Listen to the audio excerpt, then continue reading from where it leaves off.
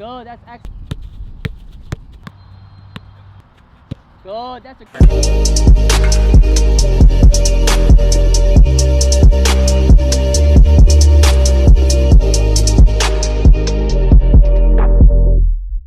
What's up, guys? Welcome to another video. Before the video starts, I'd greatly appreciate if you left a like, and if you're not subscribed already, please subscribe. It really helps out the channel. And at the end of the video, please comment down below what else you guys want to see or your favorite part of this video. So let's get started. So I had the honor to train Evan. Evan is 13 years old, and he just switched positions to center attacking mid. And for that position, you have to be extremely technical and you have to have a high soccer IQ. So before we even started, we did a nice dynamic warm-up for about 5 minutes, and then we moved into 5 minutes of juggling, just because this is my first session with him and I wanted to see how well and how technical he is. And then we moved into some one-touch passing, both feet, 1 foot, and I just want to make sure that he's extremely sharp with these basic fundamentals. And then we moved into a couple minutes of 2-touch juggling. And when we first started, he struggled a little bit, but as time went on, he started getting a little bit more accustomed to me pinging it at him. And I told him, I was like, the pros will like drive it hard, and this is a great way to improve your first touch. So if you have a friend, do 2-touch juggling. It's a great, warm up. It's a great cool down, and it's just a, great way to improve your first touch. If you can, control a ball that's pinged into your feet, then you probably have a really good first touch. So highly recommend you do 2-touch juggling.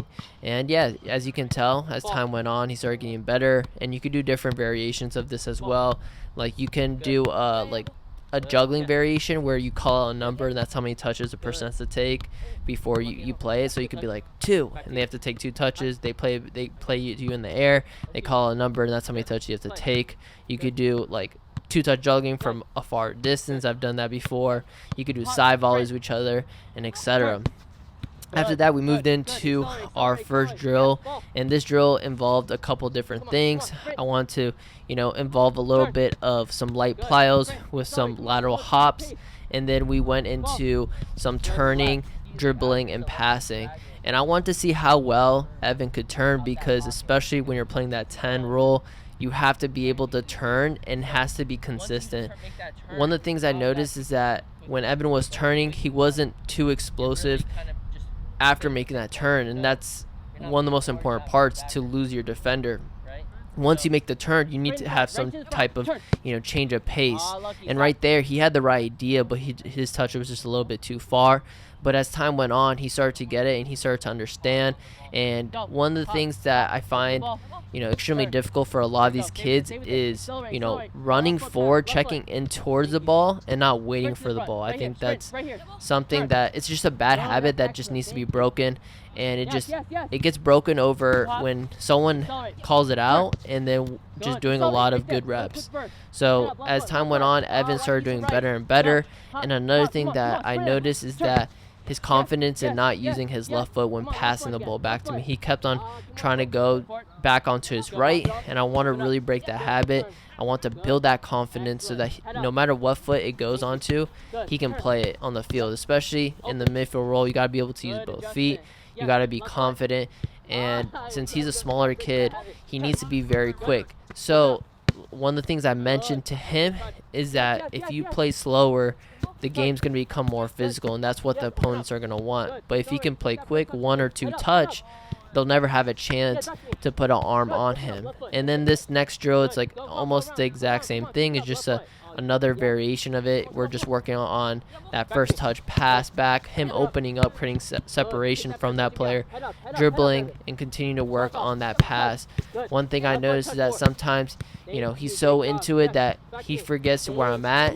And that's something that these small little details is that you got to make sure you're playing the player at their feet. Make sure you give them a good clean pass, because you want to make it as easy as possible for your teammates in the game. Good, bounce off. Get there. Good. Open up. Good. Yes. Come on, Evan. Come on. Head up. Right to my feet. Come on, bounce it off. Yes. Good. Yeah. Yep. Good. There we go. Get there. Evan, I'm gonna make you do 10,000 level passes. So the last drill we ended up doing for this session was a position-specific one. We were working on movements and things that Evan's going to be doing a lot in the game. Turning and playing out wide to the winger, turning and finding the striker up top. And then I also want him to build that confidence of him scoring off crosses. Just because he's a small guy doesn't mean he can't score. I want him to have that confidence to be able to finish at the top of the box. And then also just working on having the ability to be consistent with his turns, working on good habits of checking his shoulder, knowing what's around him, and then also turning and looking for that striker at the top of the box and playing a nice good pass. So there's a lot of things going into this drill. It's not just one or two things. There's a lot of things that go into this drill. Like I said, being able to play out wide is going to be something that I'm looking for.